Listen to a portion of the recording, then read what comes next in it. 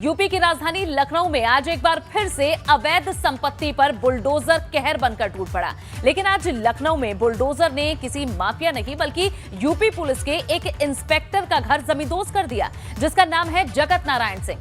जगत नारायण सिंह वही शख्स है जो गोरखपुर के एक होटल में कानपुर के व्यवसायी मनीष गुप्ता की हत्या का आरोपी है। इंस्पेक्टर जेएन सिंह ने लखनऊ में चिन्हट के अंदर सतरेख रोड पर देवराजी बिहार कॉलोनी में एक 3 मंजिला इमारत बनवाई थी। बताया जा रहा है कि आलीशान मकान को बनवाने के लिए इंस्पेक्टर जगत नारायण सिंह ने एलडीए से नक्शा पास नहीं करवाया था, जिसके बाद आज प्रशासन की टीम दलबल के साथ चिन्हट पहुंची और इंस्पेक्टर जेएन सिंह के मकान को जमींदोज कर दिया गया। तो एक्सक्लूसिव तस्वीरें भी एबीपी गंगा पर आपको दिखा रखे हैं, जहां किसी माफिया पर नहीं बल्कि अब इंस्पेक्टर पर ही ये बुलडोजर चला है। दरअसल ये जो घर बनवाया गया था आलीशान, बिना नक्शे के पास कराए ही इस घर को बनवाया गया था, जिसके बाद अब चिन्हट में ये कार्रवाई की गई है। एलडीए से नक्शा पास कराए बिना बनाए गए इस मकान को अब तोड़ा गया है। गोरखपुर में कारोबारी मनीष गुप्ता हत्याकांड में जहां इस इंस्पेक्टर की भी भूमिका रही थी और अब इस मामले में ये कार्रवाई की गई है। मुख्य आरोपी इंस्पेक्टर के 3 मंजिला इस मकान पर बुलडोजर चला है। और हमारे संवाददाता ज्यादा जानकारी देंगे। विवेक हमारे साथ ज्यादा जानकारी के साथ जुड़ चुके हैं। विवेक, किस तरह से कार्रवाई की गई है, क्या कुछ शिकायत मिली थी?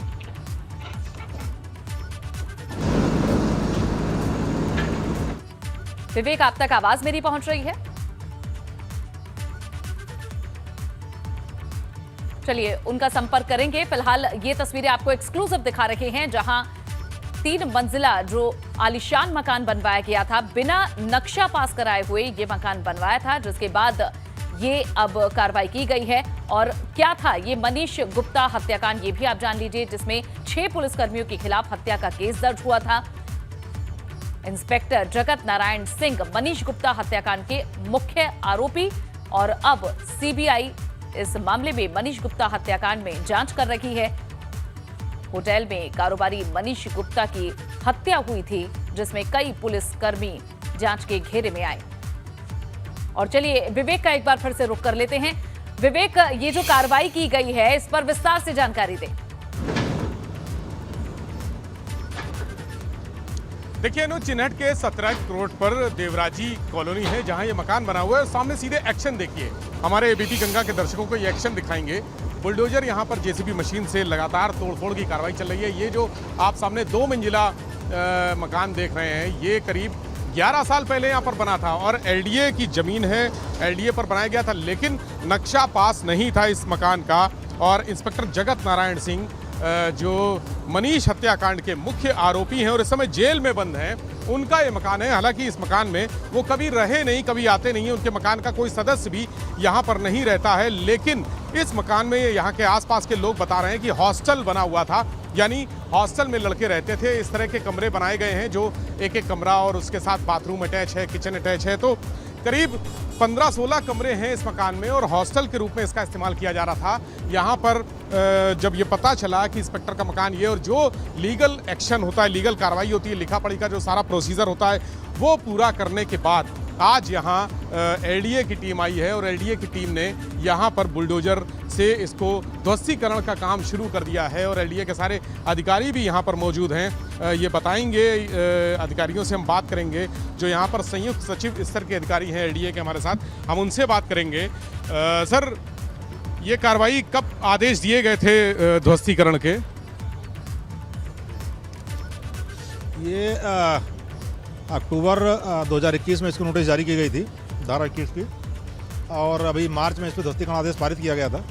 उसके क्रम में ध्वस्तीकरण की कार्रवाई आज हो रही है। सिर्फ नक्शा नहीं पास था या और भी कोई गड़बड़ी? नहीं, हमारे यहाँ से तो इन्होंने नक्शा नहीं पास कराया था और इसी कोई कंपाउंडिंग भी नहीं कराई, इसलिए हम इसको ध्वस्त करा रहे हैं। अच्छा, ये कब तक कार्रवाई पूरी हो जाएगी? अब ये कर रहे हैं, अगर आज नहीं होगी तो कल भी होगी।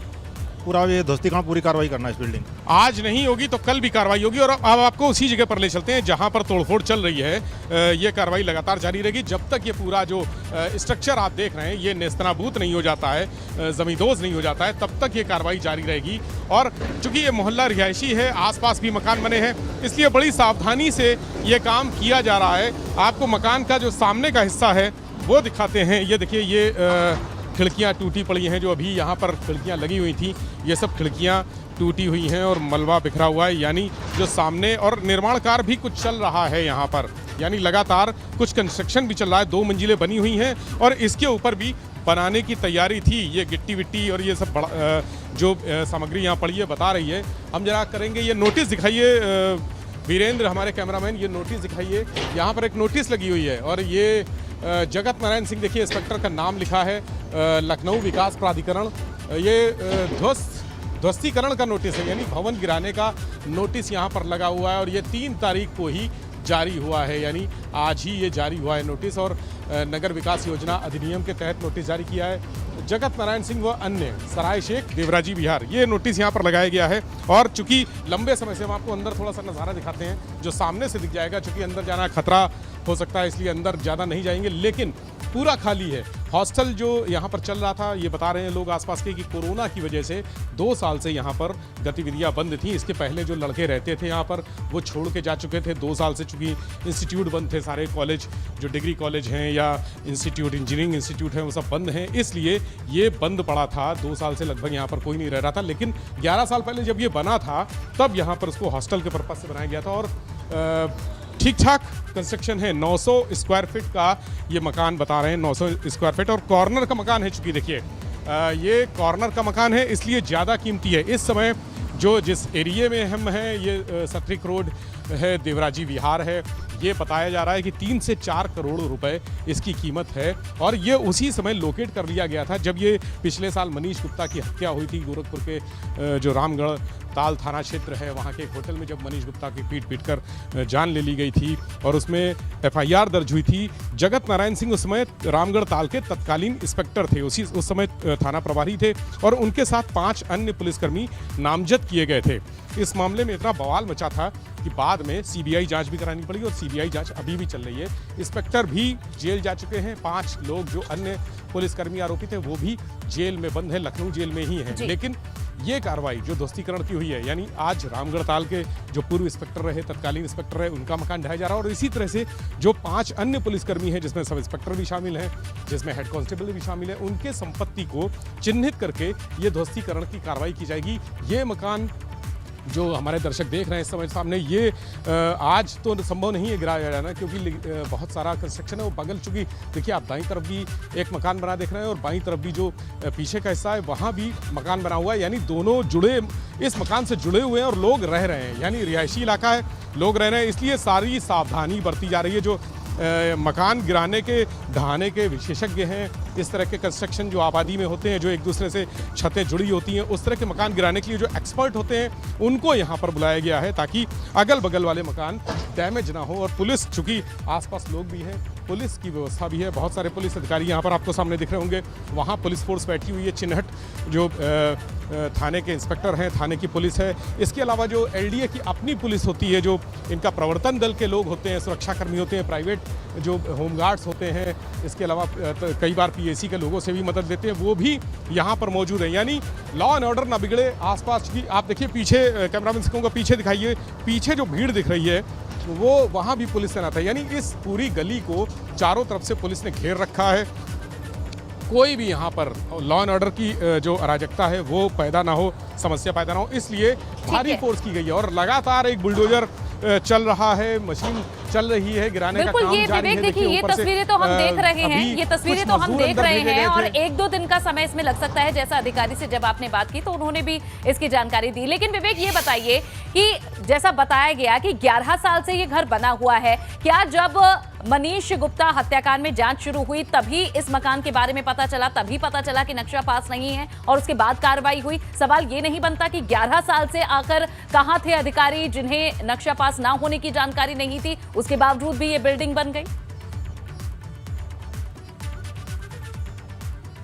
बहुत अच्छा सवाल किया अनु आपने। देखिए थोड़ी सी टेक्निकल चीज़ है, मैं आपको बताऊंगा। ये जो एरिया है शहर का बाहरी इलाका है जहां पर पंचायत लगती है, यानी ग्राम समाज की ज़मीन होती है। यहाँ पर निजी कॉलोनियाँ डेवलप की गई, लेकिन बाद में लखनऊ विकास प्राधिकरण यानी जो ग्राम पंचायत की ज़मीन होती है उसको प्राधिकरण अधिग्रहित करता है, उसको अपने कब्जे में लेता है, उसको डेवलपमेंट करने के लिए वहाँ पर तमाम सुविधाएं मुहैया कराई जाती हैं। तो ये ज़मीन जो एरिया सब चारों तरफ का एरिया है उसको एलडीए ने अपने अंदर समाहित किया। इसलिए 11 साल पहले जब ये बना था तब ये ग्राम पंचायत की ज़मीन पर बना था। उस समय ग्राम पंचायत से इसका नक्शा पास होता है, लेकिन जब एलडीए में आ जाता है तो एलडीए में नक्शा पास कराना ज़रूरी है।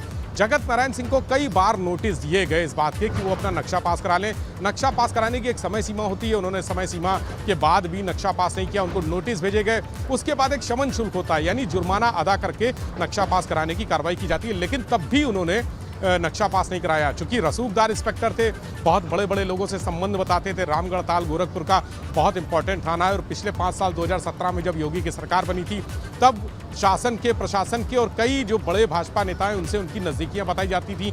खुद को जगत नारायण कहते थे, लेकिन चर्चा उनकी इतनी थी कि उनको नगद नारायण सिंह कहा जाता था, यानी किसी भी काम में वो बिना नगद नारायण के कोई काम नहीं करते थे। कोई भी उनके पास आता था तो नगद पैसा मांगते थे, ये चर्चा थी। सोशल मीडिया पे इसके तमाम मैसेजेस भी वायरल हुए थे। जब ये पिछले साल मनीष गुप्ता की हत्या हुई थी तो जगत नारायण का नाम लोगों ने रखा नगद नारायण सिंह। तो नगद नारायण सिंह के पास नगद बहुत था और ये उसी नगद का नतीजा है जो आलीशान मकान बना हुआ है। और उन्होंने अपने रसूख के चलते उनको लग रहा था कि ये सारी चीज़ें मैनेज हो जाएंगी और एलडीए में अगर वो नक्शा नहीं पास कराएंगे, उसका जुर्माना नहीं अदा करेंगे, शमन शुल्क नहीं जमा कराएंगे तो भी जुगाड़ से और सब अपनी सेटिंग से वो सब मैनेज करा लेंगे। लेकिन जब ये मामला हुआ हत्या का पिछले साल, उसके बाद से उनकी संपत्तियां खंगाली गई। चूंकि वो फरार हो गए थे, इस मामले के बाद जगत नारायण सिंह भाग गए थे और भागने के बाद जब उनके संपत्तियां तलाशी गई, उनके मकान तलाशे गए, वो कहाँ हो सकते हैं, क्या क्या उनके ठिकाने हैं, तब ये मकान सामने आया था। चूंकि इस मकान में वो कभी रहे नहीं, कभी आए गए नहीं, आसपास के लोग सिर्फ ये जानते थे कि इंस्पेक्टर जगत नारायण सिंह का मकान है। इंस्पेक्टर का चेहरा तक उन्होंने नहीं देखा था, वो कभी आते नहीं थे। उनके जो कर्मचारी हैं जो यहाँ पर हॉस्टल चलाते थे, संचालन करते थे, वही आते जाते थे, वही लड़कों से किराया लेते थे, वही किराया लेकर उनके खातों में जमा करते थे।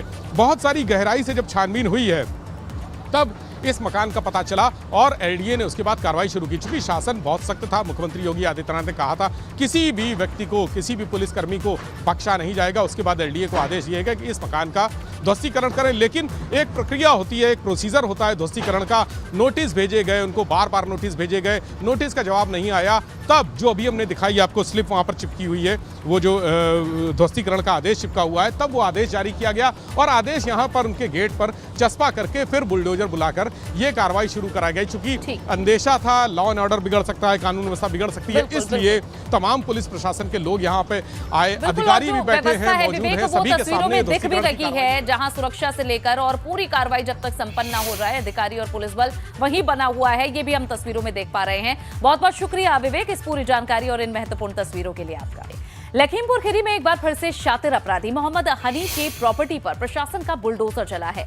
जिलाधिकारी के निर्देश पर एसडीएम और सीओ कोतवाल सहित भारी संख्या में पुलिस बल मौके पर पहुंचकर अवैध दुकानों को तोड़ते नजर आए। दर्जनों मामले का गैंगस्टर का आरोपी है प्रधान मोहम्मद हनी, जो कि फिलहाल जेल में बंद है। इस दौरान आरोपी के घर को भी सील कर दिया गया। हुआ के प्रधान हैं, उनके विरुद्ध 2 दर्जन से अधिक मुकदमे विभिन्न न्यायालयों में विचाराधीन हैं और उन्हीं मुकदमों के कारण उनके विरुद्ध गैंगस्टर एक्ट के अंतर्गत जिलाधिकारी महोदय द्वारा आदेश पारित किया गया है। उसी आदेश का कंप्लायंस कराने के लिए आज प्रशासन और पुलिस की पूरी टीम यहाँ पे पढ़ुआ ग्राम सभा में मौजूद है और जिलाधिकारी महोदय द्वारा दिए गए आदेश निर्देश के क्रम में ये कार्रवाई की जा रही है। उधर कासगंज में भी प्रशासन का बुलडोजर जमकर गरजा है। कासगंज सदर तहसील के टिम्बरपुर में ग्राम समाज की जमीन पर बनाई गई दुकानों को कासगंज तहसील प्रशासन ने जमींदोज कर दिया। दरअसल कासगंज तहसील कोर्ट ने 3 साल पहले लेखपाल द्वारा दायर किए गए वाद पर निर्णय देते हुए अवैध निर्माण तत्काल हटाने का फरमान सुनाया था, लेकिन कोर्ट के आदेश का पालन नहीं हुआ। आज कासगंज एसडीएम और सीओ मौके पर पहुंचे और सरकारी जमीन को अवैध कब्जे से मुक्त कराया।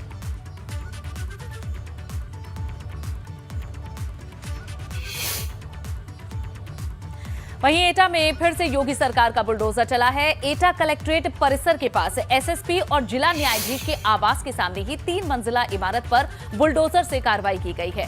बलवीर सिंह यादव नाम के शख्स के आवास पर यह कार्रवाई हुई है। कार्रवाई का आदेश डीएम अंकित कुमार ने दिया था और उप जिला अधिकारी शिव कुमार सिंह के नेतृत्व में इमारत को गिराने का काम शुरू किया गया। बताया जा रहा है कि बलवीर यादव नाम के शख्स ने अवैध रूप से इमारत का निर्माण कराया था। हालांकि इमारत को गिराने की कार्रवाई करने से पहले मकान मालिक को नोटिस दिया गया था।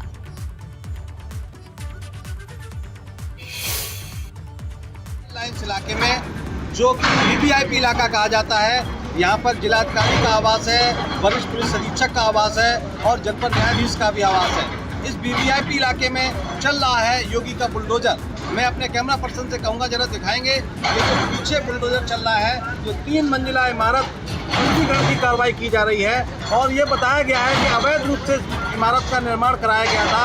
यहाँ के प्रशासनिक सूत्रों का ये भी कहना है कि इस तरह की कई अवैध इमारतें चिन्हित की जा चुकी हैं और उनको आगे ध्वस्तीकरण किया जाएगा। मैं कहना चाहूँगा जरा दिखाएंगे, ये वरिष्ठ पुलिस अधीक्षक एटा उदय शंकर सिंह का आवास है और इसके बगल में ये जो है जनपद न्यायाधीश का आवास है और जनपद न्यायाधीश के आवास के बगल में ही एटा के जिलाधिकारी का भी आवास है। तो कुल मिलाकर इस वीवीआईपी इलाके में आज गर्जा है योगी का बुलडोजर और यहाँ के प्रशासनिक सूत्रों का कहना है कि आने वाले समय में इस तरह की बहुत सारी अवैध इमारतों को ध्वस्त किया जाएगा। राकेश भदौरिया, एबीपी गंगा। उधर राजधानी लखनऊ में भी बुलडोजर काम पर लगा हुआ है। एलडीए की अवैध संपत्ति पर अब बुलडोजर चला है। गुलाब नगर में 2 अवैध संपत्ति पर बुलडोजर चला।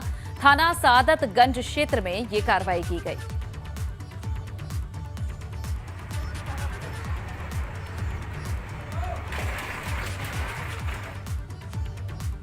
खबरों में आगे बढ़ेंगे। आगरा के थाना जगदीशपुरा क्षेत्र के गड़ी भतौरिया में ग्रीन गैस की लाइन में आग लग गई। करीब 1 घंटे तक सड़क पर उठती रही आग की लपटें। इलाके में आगरा यहां जिस दौरान आग लगी, अफरा तफरी का माहौल बन गया। आसपास के लोग घरों से बाहर निकल आए। ग्रीन गैस की पाइपलाइन में रिसाव से ये आग लगी थी। गड़ी भतौरिया में 1 घंटे तक इसी तरह आग की लपटें उठती रही। पाइपलाइन में आग लगने से दहशत का माहौल बन गया। पाइपलाइन में लीकेज की वजह से ये आग लगी।